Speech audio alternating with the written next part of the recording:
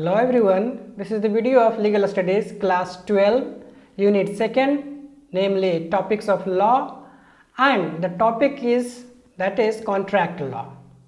And the topic that I am going to discuss under the contract law, that is proposal and acceptance.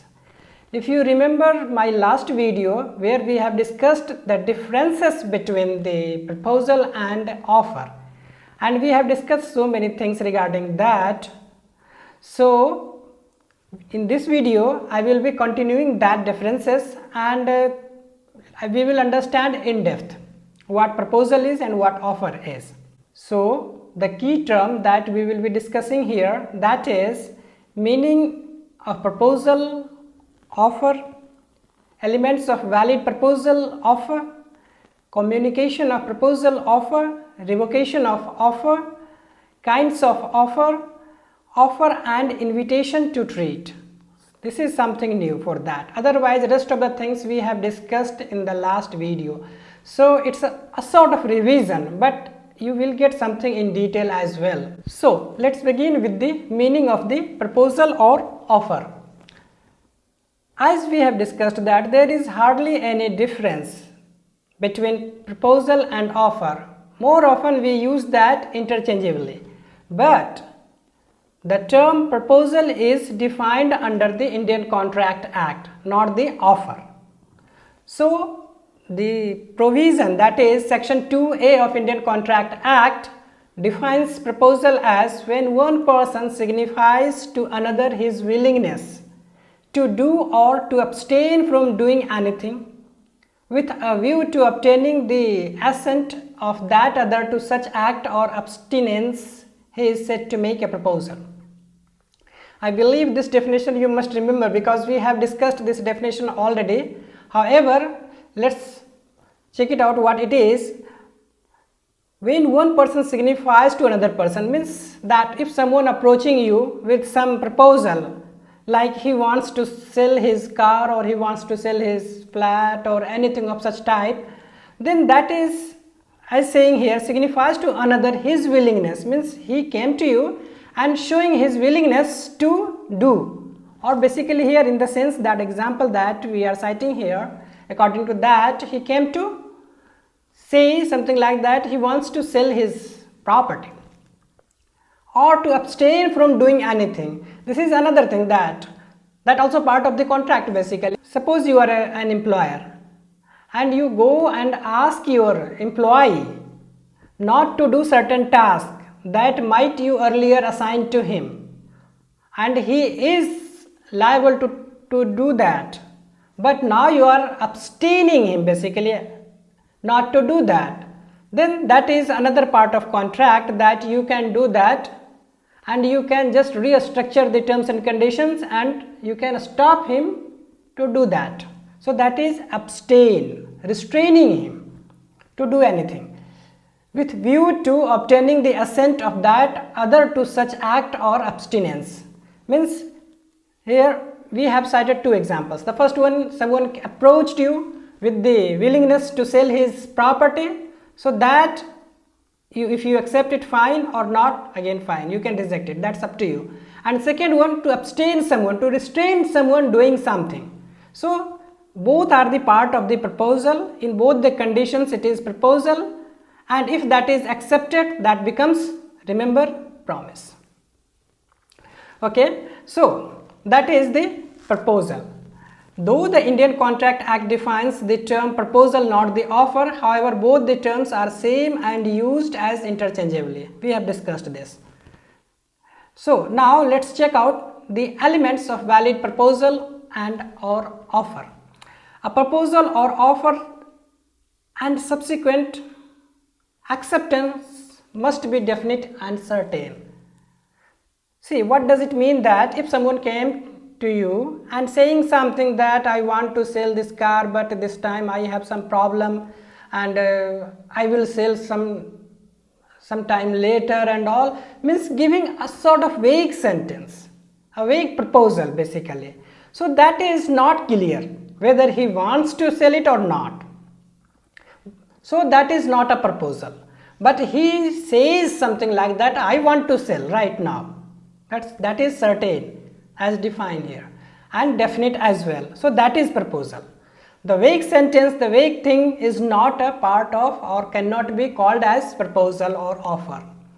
The second one is, if the proposal or offer and subsequent acceptance is not clear, then it cannot form contract. So that is obvious. If it is not clear, not definite, not certain, then it won't be called as contract. Basically, it won't form contract. Next one is, a proposal or offer must be communicated to the other person clearly in order to make it valid. Well, of course, this is another essential term, that if you are proposing someone to do something or not to do something, then you have to clarify, you have to communicate clearly. Until unless he listens you, he understands you, then how it possible to perform that or accept or reject that basically. So it has to be communicated clearly and distinctively. The next one is, a proposal or offer lapses by revocation or withdrawal. What does it mean? That a proposal can be revoked in certain conditions, and we will discuss that. It's not like that, because once it is made, it cannot be revoked, but there are certain conditions in which it can be revoked or withdrawn. And the last one is, a proposal or offer can be revoked before acceptance. We will discuss that, don't worry. So now let's check out what is the meaning of communication of proposal offer.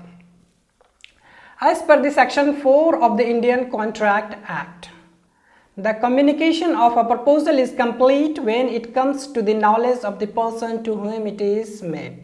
What does it mean? That, well, the time this provision was drafted, as you know, that in 19th century, so at that time there wasn't so fast means of communication like telephone, cell phone, WhatsApp, email, and nothing was there.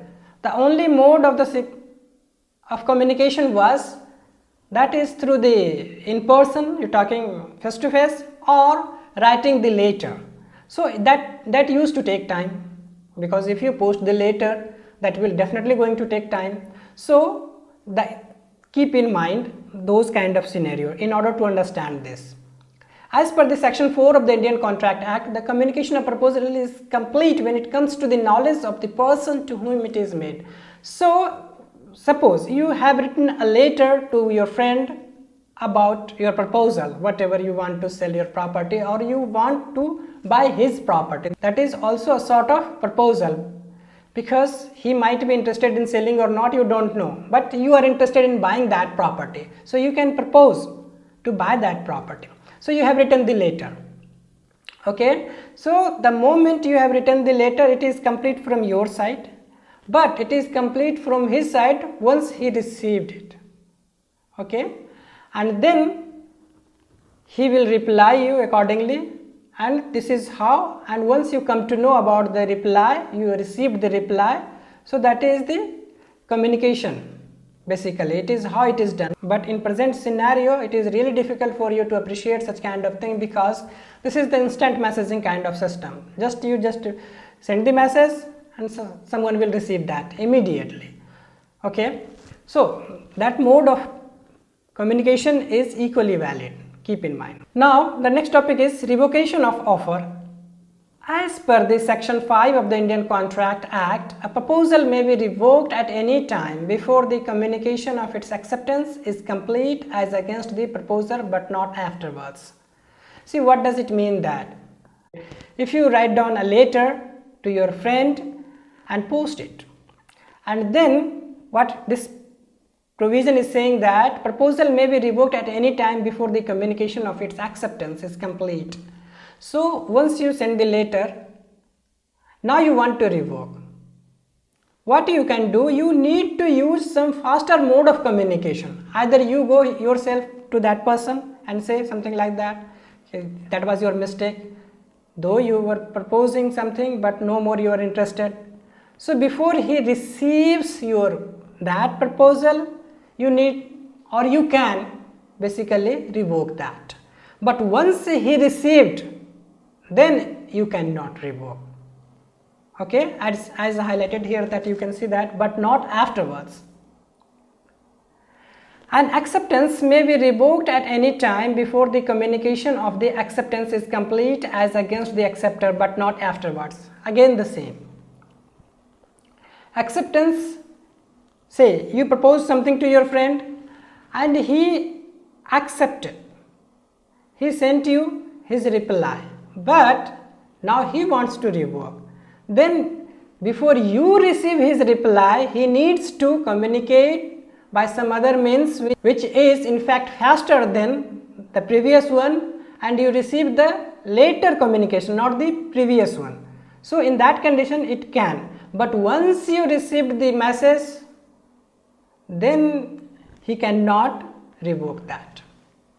So that is the condition of revocation. Now the next topic is how to revoke. Let's check it out. As per the section 6 of the Indian Contract Act, a proposal is revoked by the communication of notice of revocation by the proposer to the other party. We have discussed that. You can send the notice that no more you are interested in. So notice is one of the ways. Second one is by the lapse of the time prescribed in such proposal for its acceptance, or if no time is prescribed by the lapse of reasonable time without communication of the acceptance. See, here we have 2 points. That I proposed you something, that I am interested in buying your property. Well, and I have also given the time. If you say yes by 20th of this month, then definitely this I am going to accept that. So the 20th of this month means you didn't reply by the 20th of this month. So after that, this proposal automatically will lapse. So there is no need to make any sort of announcement of such revocation. That automatically will revoked. The third point is by the failure of the acceptor to fulfill a condition precedent to acceptance. Well, another point that you have to accept the proposal with the terms and conditions which are given with that proposal. It's not like that, okay, you are accepting the proposal, but the terms and conditions given there, you are not ready to accept that. Then it's not a acceptance. So in that condition, it won't be a valid acceptance. So you have to accept also terms and conditions along with that. The last point is by the death or insanity of the proposer. If the fact of his death or insanity comes to the knowledge of the acceptor before acceptance. So what does it mean that the last point is saying that if the person whom you proposed, okay, before he accepts, he died. So automatically again the proposal will be lapse. But or if he became insane, not able to make his decision judiciously, suffering from some disease and all, so in that condition again your proposal will be lapsed. Okay, but the condition given here, it happens before the acceptance. Means what? You proposed something, he accepted, and after acceptance he died or he became insane, then it will be valid. Likewise, we have 4 points to define the modes of revoking the proposal. Now, the next topic we have kinds of offer. Expressed offer, implied offer, a specific offer, general offer. Besides, we have some more offers, but just try to understand these 4. We are not concerned with others as not much relevant for you as of now. So let's understand what is meaning of expressed offer. It is an offer that is performed through words either orally or in written form. So if you are offering something, just saying something, I want to buy your property, I want to sell my property, or you just send a letter or text message or email, then it is known as expressed offer, because you are communicated your offer with words either in orally or in written form. The second one is implied offer. It is an offer conveyed through acting or signs. What does it mean that? It means you didn't say anything, nor you have written any letter, any text or something like that, any email, but you acted in such a way that, let's understand it with an example, that you are going somewhere. So to go there, you are waiting for a bus at the bus stop. Bus came and you just go inside the bus and bought the ticket, and your destination came, you went there, you left the bus. So in this example, the bus that came there didn't offer anything, but you know that this bus will be going to your destination. So it is from bus side, it is implied offer. So you accepted that, you went inside. So it is an implied offer from the bus side. Bus or the conductor or the driver didn't say you, didn't ask you to come in.